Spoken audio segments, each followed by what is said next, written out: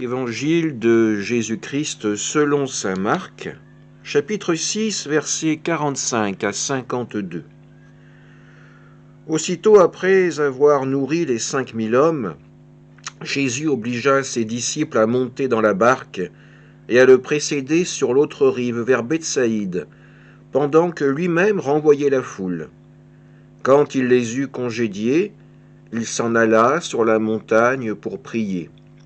Le soir venu, la barque était au milieu de la mer et lui tout seul à terre. Voyant qu'ils peinaient à ramer car le vent leur était contraire, il vint à eux vers la fin de la nuit en marchant sur la mer. Et il voulait les dépasser.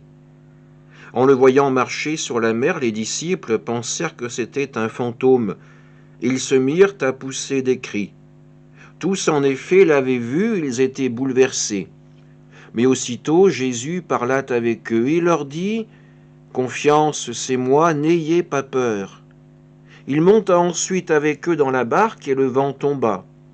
Et en eux-mêmes ils étaient au comble de la stupeur, car ils n'avaient rien compris au sujet des pains, leur cœur était endurci. Acclamons la parole de Dieu. Hier, c'était la multiplication des pains qu'il nous était donné d'entendre. Aujourd'hui, cet évangile nous raconte comment Jésus marcha sur la mer pour aller à la rencontre de ses disciples qui peinaient contre le vent contraire. À travers ces deux signes, Jésus préfigure tout ce qui fera la gloire de sa résurrection.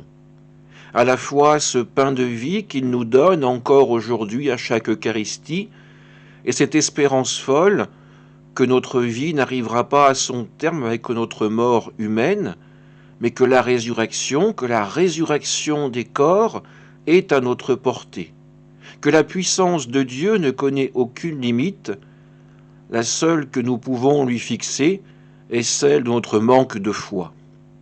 Alors aujourd'hui, marchons avec Jésus sur la mer, ayons dans notre cœur la confiance, l'enthousiasme nécessaire pour l'accueillir en ce début d'année et marcher avec foi et avec persévérance sur le chemin qu'il nous indique, le chemin de l'Évangile, le chemin de la miséricorde, le chemin de la vie. Amen.